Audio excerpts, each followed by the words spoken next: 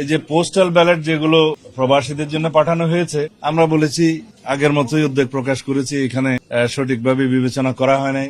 যারা এই postal ballot প্রণয়নের কাজে ছিল এবং প্রেরণের কাজে ছিল বা এগুলোর বিষয়ে যারা দায়িত্বপ্রাপ্ত ছিল তাদেরকে ব্যাখ্যা দিতে হবে, ইলেকশন কমিশনকে ব্যাখ্যা দিতে হবে। এবং এখন যে সমস্ত পোস্টাল ব্যালটগুলো আপনারা দেখছেন বিভিন্নভাবে সোশ্যাল মিডিয়াতে ভিডিও আকার আসছে, এক একটা বাসায় 200-300 করে ব্যালট পাওয়া যাচ্ছে, কোথাও কোথাও জব্দ করা হচ্ছে, কোথাও কোথাও এখনই ভোটিং শুরু হয়ে গেছে, যেটা 22 তারিখে হওয়ার কথা, এবং কোথাও কোথাও বলছে একজনের নাম্বার দিয়ে আরেকজনের পোস্টাল ব্যালট গ্রহণ করছে।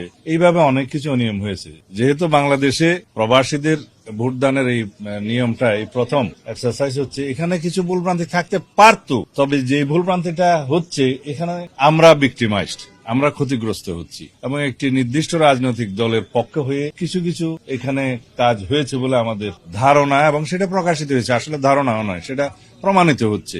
এখন আমরা বলেছি এই বিষয়ে আপনাদেরকে পরিষ্কার ব্যাখ্যা দিতে হবে। প্রবাসীদের কাছে যে সমস্ত ব্যালট পাঠানো হয়েছে, কিভাবে পাঠানো হয়েছে, তারা কিভাবে ভোট দিবে, ওখানে কিভাবে স্ক্যান করবে, আর এক জায়গায় যদি 200-300 ব্যালট পাওয়া যায় সেক্ষেত্রে কি ব্যাখ্যা দিবেন, পররাষ্ট্র মন্ত্রণালয় কি ব্যবস্থা নেবে, এই সমস্ত বিষয়ে আমরা আলাপ করেছি। তারা তাদের ব্যাখ্যাটা দিবেন আপনাদের কাছে, আমার মনে হয় আজকেও দিতে পারে, কালকেও দিতে পারে, তাদের সময় মতো দিবেন। আর আচরণবিধির বিষয়ে আমরা একটা বিষয় দৃষ্টি আকর্ষণ করেছি যে ভোটার স্লিপ প্রদানের ক্ষেত্রে আমরা যেহেতু চাই অধিকাংশ ভোটার ভোটে অংশগ্রহণ করুক, দেশে সবাই চায়, তো সেই ক্ষেত্রে তারা যাতে তাদের ভোটের নাম্বারটা এবং প্রার্থীর নাম, প্রতীক ইত্যাদি পায় ভোটার স্লিপের মাধ্যমে, সহজ হয়। সেটা না করে তারা ভোটার স্লিপের মধ্যে বলেছে কোনো পার্টির নাম দেওয়া যাবে না, মার্কা দেওয়া যাবে না এবং প্রার্থীর ছবি দেওয়া যাবে না। এগুলো আমরা পুনর্বিবেচনা করা দরকার। আচরণবিধি যেহেতু ইলেকশন কমিশন নিজেরাই এটা পরিবর্তন করতে পারবে, সুতরাং এই বিষয়টি বিবেচনায় নেয়া। কারণ প্রত্যেক প্রার্থী ভোটার স্লিপ দিবে, ভোটার স্লিপ পেলে ভোটার নিজে চিন্তা করবে কোন দিকে দিবে না দিবে, বাট তার জন্য সহজতর করা